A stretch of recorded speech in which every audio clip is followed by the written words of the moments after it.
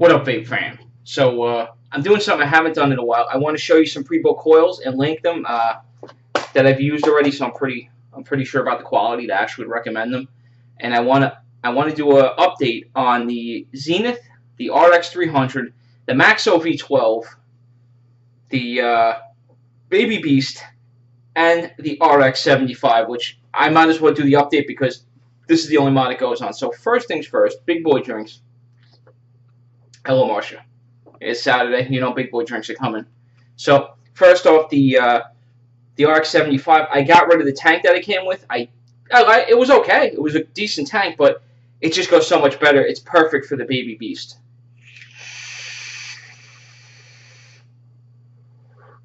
Now, I have not had a single problem with the RX75. The finish on it is held up better than my RX200. But I've taken the RX200 out a little more, but I really haven't gotten a scratch on this thing, and I go with the clear window. I switched it over to the clear window. No problems on that, so thumbs up that it's still working very well. The Baby Beast, now, the Baby Beast I only have one problem with, and it's sporadic and it's annoying. I use the, I believe they're the 8 coils, because they're the ones that last the longest for me. I have the 0.4 in here now. I like the flavor on that. I love the vapor, but I can't get more than like a week out of them, and that's even with moderate, not even heavy vaping at all. It's barely moderate, and I'm just having a little trouble. It'll keep producing vapor, and I don't get a dry hit. Just the flavor dies. So no matter what juice I use in it. So that's the only con I've had in this tank. I don't know if anybody else has had the same experience, but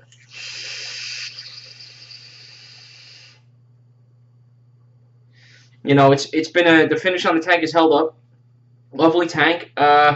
It's one of my favorite go-out tanks, and I will be using that for the foreseeable future. I have no plans on getting rid of that anytime soon, so that was money well spent. So next thing I want to review is, let me wipe this off. I have a little juice on top. I'll do a Maxo Zenith update. So this thing, I'm going to blur it out. This may have the toughest finish on any mod I have ever had. I have taken this to work religiously. There's not really a down part. The button's got a tiny bit of wiggle in it, but it happened after the third or fourth day in my pocket, and nothing has really happened since. So I just want to show you the finish on the mod. It's been in my pocket with my keys plenty of times. I know that's a major no-no because it'll scratch up the finish. I'm not worried about the battery cover coming off. It has not even come close yet, but take a look at the finish on it. I mean, there's a scratch, I think, on this side somewhere. Is that it? Yeah, there's like a scratch, a couple scratches on this side, which you can kind of see. It's going to be hard to see over here. I've got nothing on the top. The button is as stiff as it was on day one. The bottom, from sitting on keys and things, I would consider that pretty much nothing, considering the amount of times I've taken this thing out. Very impressed. It works. It's a fantastic working mod. I mean, a lot of people probably can't get past the fact that, you know, it's a voltage knob instead of a wattage knob, but I was thinking about I might actually buy just to have the, because I think it's $32 still. I might get the white one just because I like it so much. I'll get it twice just to have one for home, and not that I don't have enough mods, but that's how much I've enjoyed that thing. That and the RX300 have been like my two favorite things recently. So now the fucking the V12, Maxo V12. That's it. No, it's not the update. Alright, Maxo V12. So, the Maxo V12, I think I'm only on my second coil. That's how long they've been lasting me. The performance on them has been pretty outstanding, considering the high wattage vapes I put them at. I tend to vape this at like 150, 160, 170, around there. It's just been a great vape, and it's still, this coil I'm not even kidding. This is probably the 18th or 19th time. It's got to be approaching 20 that I filled this tank up, and still I got my fucking trouble bubble in here.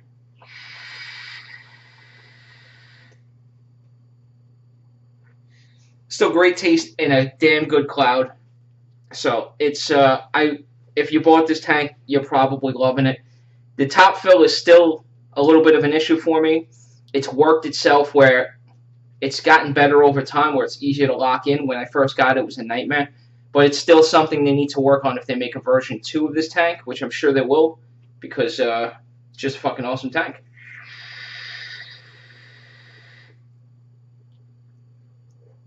So that's still kicking major fucking ass on that front. So that's my update for the Maxo V12. Still kicking major ass. Taking names.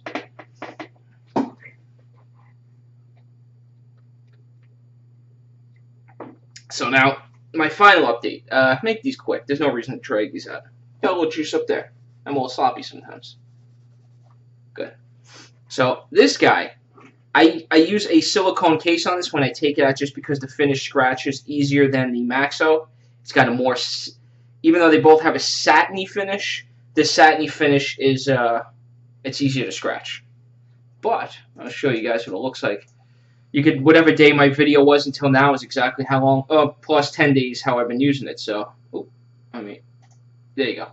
So you can see it's still in great shape. I put it in the pocket plenty of times, but you can see it's got little scratch marks on it. You know, it does scratch a little bit easier. The grips haven't come off. The grips have stayed on pretty well.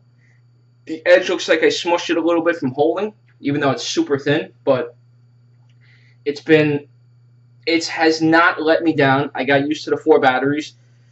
It doesn't really, it doesn't really get hot on me. I had a comment where somebody said it got like super duper hot. And I'm like, well, it depends on how high you're vaping your, it depends on your batteries, depends on a lot of things. Depends on how long you've been vaping. It depends on a shit ton of things. That was a mouthful. But that is another one. Awesome vape. Very awesome vape on that. I did have one slight problem with the batteries, but that ended up being my fault. I took 2 different sets of LG HG2s, put them together in there, and I thought I was getting the error that some people said they were getting, where one battery would look like it's draining much faster than the other 3. I was like, oh shit, I hope I didn't get it. I got 4 brand new LG HG2 batteries, paired them up in there. They've only been using that, and they pretty much drain consistently at the same rate.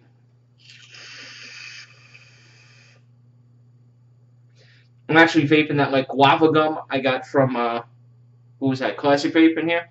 It's better because it tastes more bubblegummy and less guava. It's like canceling out the guava a little bit, so much better. So that's my Beyond the Vape for that then. Covering all my bases. So, something I wanted to show you guys. I've been buying these coils. I've been using only these coils for a little while now. I can't even tell you when, but quite some time. The what is Demon Killer? Yeah, Demon Killer. This is their 8-in-1 pack. It's like $9 on eBay. I will link it. And a lot of people say, oh, these are cheap garbage Chinese coils. And to be honest, probably the shit that you buy in a 6-pack for $6 or $7 is probably the same fucking shit they're putting in here, because these work absolutely fine. They work better than the other pre-builts I've had. And you can see that is the mixed twisted coil that I like. Let's see if I can. There you go. You can see it's a nice wrap. They all read where they're supposed to read. And I just picked up, because this one has, you got a .85 Clapton, a .45 mixed twisted, a .50 Hive, a .36 quad, a .36 flat twisted, a .45 Alien Clapton, a .45 Fuse Clapton, and a .36 Tiger coil. And I think I said the .85 Clapton. This one I just picked up. This one I'm excited about because all different Claptons, different style Clapton coils. I really like the Clapton coils for flavor, especially with the juice review. So I might pop a couple of these into the Indestructible and see how they work. But this is the Demon Killer Violence Coil 7-in-1 pack. So that's what that would look like. And this on eBay, I got this for $16.98. And you can get some of these, they got them even cheaper now. I'm looking, some of these are the 48-piece one. The first one I showed you, some of them have for $7.99. But that is from China. The ones, oh, here's the one I bought. 1049 from, but it's from the US of A. And they have another one. It says it's from the USA, but you click on it and then it ships from China. But it took like 5 days to get here in New York. So let me show you how it actually comes. The presentation is much nicer than most of the ones I've seen. They give you a, you can see for yourself, oh, right there, what kind of coils are on this bitch. Right there. So you can see, and each one is like, it's like your grandma's pill case. Just like your grandma's pill case, but it is filled with coily goodness. And they also give you, which was pretty cool, I didn't expect this, a 3-way tool with, they give you 2 hex wrenches, and they give you a Phillips. So that was extra bonusy time. And these coils look pretty good. Oh, shit. I don't know if I'm going to be able to get that back in there. I'll worry about that later. But here is a twisted Clapton, flat twisted Clapton. And this is what I want to use in, get out of here, just to give you a little idea. The build on them looks fine. I mean, they look just like the other ones. A lot of these are flat. That's what I want. I want to try some of these flat ones. This is a Alien version 2. Very similar one, but they look like good coils.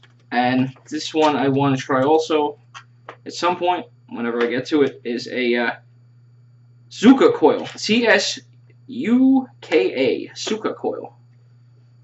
It looks interesting, and it's a little, it's harder to see here, but it's a tiny bit of a different wrap, darker, a little darker in color. But I think these are pretty decent kits, and I think I will enjoy the shit out of these. And I will test them out before I do a juice review, so I don't throw one on and it's garbagey. But I'll link that in the description, just if you guys are interested in that, if you like to buy the pre-build and not spend $1 a coil, or whatever they're charging, $1. I bought one. It was a 4-pack with a little piece of cotton for $8. I was figuring there's at least 10 coils in there, but there was only 4. And the Clapton's exactly the same as these, so I don't think they're much different. But that's it. That's my update. That's my little show and tell on my pre-builds. And I'll put the link in the description in the video, so you guys can check that out if you want. And well, that's it. Thanks for watching. Thanks for subscribing. If you do subscribe, please hit that bell to be notified when my videos come out. And I will see you guys probably Monday. I got stuff. I got juices. And I got to put the Nautilus X up against the Nautilus 2. So I got the coil for that now. So I'll see you guys later.